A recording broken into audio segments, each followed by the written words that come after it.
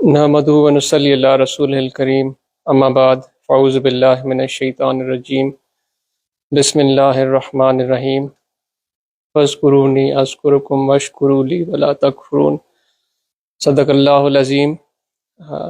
میرے پیارے دوستو، الحمدللہ یہ ہماری خوش قسمتی ہے کہ آج ہمیں یہ ذکر کی محفل نصیب ہوئی ہے۔ حضرت ابو ہریرہ رضی اللہ تعالیٰ عنہ روایت کرتے ہیں کہ آپ کریم صلی اللہ علیہ وآلہ وسلم نے فرمایا کہ اللہ تبارک و تعالیٰ کا فرمان ہے کہ جو مجھے یاد کرتا ہے تو میں اسے یاد کرتا ہوں، اور جیسا میرے بندے کا گمان ہوتا ہے اسی طرح مجھے وہ پاتا ہے، اور اگر مجھے وہ یاد کرتا ہے تنہائی میں تو میں اللہ تبارک و تعالیٰ اس کو تنہائی میں یاد کرتا ہوں، اور اگر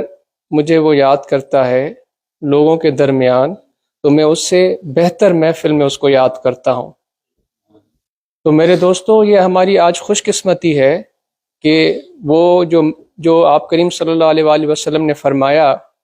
ذکر کرنے کے لیے اللہ کا فرمان ہے، وہ ویسی محفل آج ہمیں یہاں نصیب ہوئی ہے۔ یہ جو محافل انعقاد کی جاتی ہیں، منعقد کی جاتی ہیں، یہ محض ایک رسمی طریقہ نہیں ہے کہ سال میں ایک بار ذکر کی محفل کا انعقاد کیا گیا، منعقد کی گئی، اور جس طرح عمومی میں اپنی بات کروں گا، آپ تو بے شک بہترین انسان ہیں کہ ہمارا ایک آج کل بڑا رسمی طریقہ بن گیا ہے کہ ہم نے کچھ چیزوں کے وقت مقرر کر دیے ہیں، اور اپنی ضرورتوں کے حساب سے جب ہمیں لگتا ہے کہ اب میں شاید دین میں پیچھے چلا گیا ہوں، اب شاید میں اللہ سے دور چلا گیا ہوں، اب شاید مجھ میں محبت محمد مصطفیٰ صلی اللہ علیہ وآلہ وسلم کی کمی ہو گئی ہے، تو پھر ہم اپنے پاؤں پہ کھڑے ہو جاتے ہیں اور ایکشن میں آ جاتے ہیں، مسجد کی طرف ہماری دوڑیں لگنا شروع ہو جاتی ہیں۔ وہ اس ڈالٹین کی شمع کی طرح ہم ہوتے ہیں جس میں وہ گیس بھر گئی تو وہ روشنی دے گی، پھر وہ آہستہ آہستہ بجھتی جاتی ہے۔ ہم نے بھی دین اسلام کو ایک روایتی اور رسمی طریقہ بنا لیا ہے۔ تو آج ہم اس محفل کو اپنی اس رسمی اور روایتی طبیعت سے ہٹ کر دیکھیں، محسوس کریں اس کی خاصیت کو، اس کی خصوصیت کو، اس کے احساس کو۔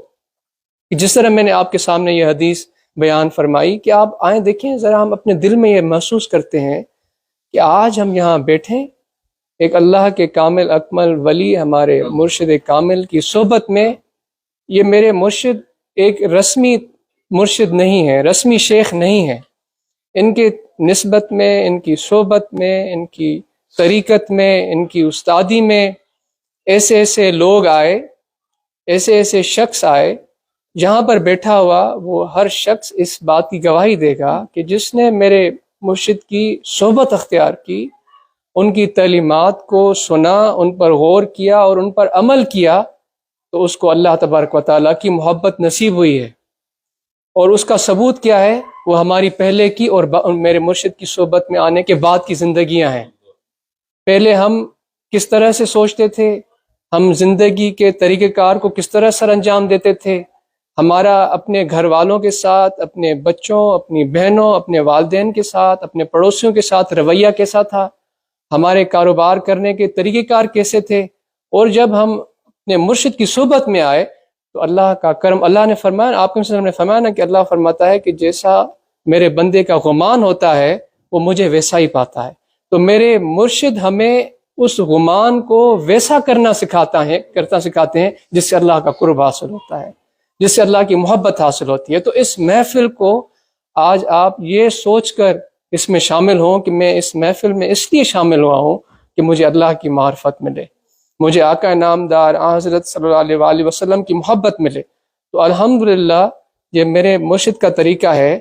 کہ پاکستان میں یا جہاں پر بھی ان کی قائم کی ہوئی یہ ذکر اللہ کی جماعت، جہاں بھی یہ دوست گئے ہیں، انہوں نے اس علاقے کی، وہاں کے لوگوں کی، وہاں کے مسلمان بھائیوں بہنوں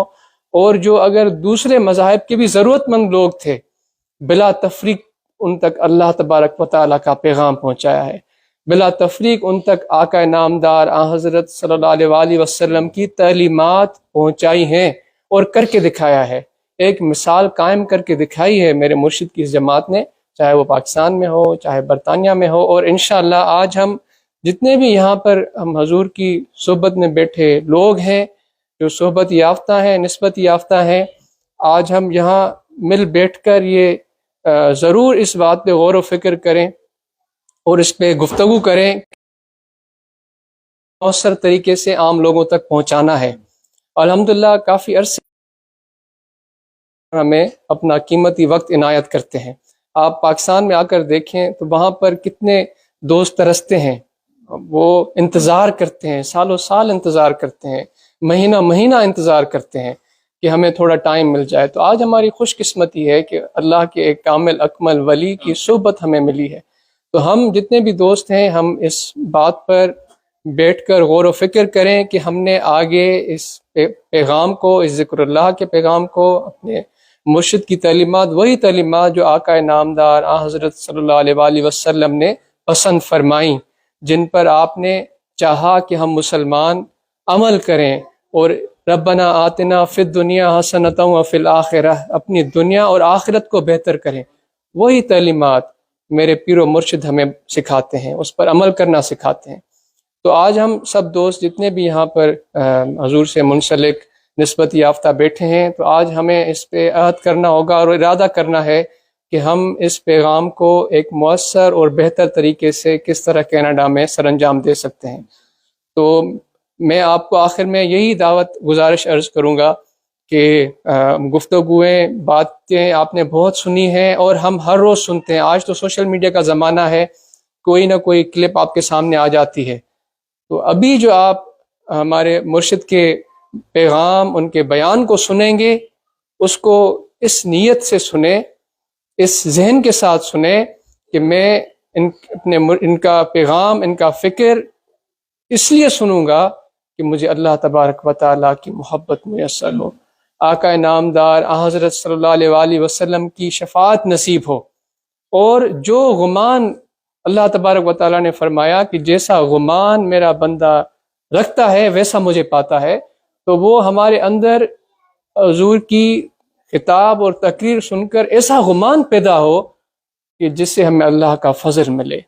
جس سے ہمیں اللہ کی محبت ملے، جس سے ہمیں آقا نامدار حضرت صلی اللہ علیہ وسلم کی محبت ملے۔ تو انشاءاللہ یہ ضرور ہماتن گوش ہوں، اور کچھ نہیں کرنا، باقی جو آپ کے دلوں میں سوال ہیں، چیزیں ہیں، انشاءاللہ ان سب کا جواب بھی آپ کو مل جائے گا۔ تو میں دعوت عرض رکھوں گا اپنے پیر و مرشد حضور قبلہ عالم محبوب سیدنا سید دامت برکاتہم عالیہ کو کہ وہ اپنے نورانی بیان سے ہمارے دلوں کو منور فرمائیں، اور ہم سب کے لیے دعا کریں کہ ہم ایسے انسان اور مسلمان بن سکیں جیسا آقا نامدار حضرت صلی اللہ علیہ وسلم نے پسند کیا، ایسے لوگ بن سکیں جو اس انسانیت اور مسلمانوں کے لیے خیر اور بھلائی کا باعث بنے۔ تو میں حضور قبلہ عالم بلا تاخیر حضور قبلہ عالم کی خدمت میں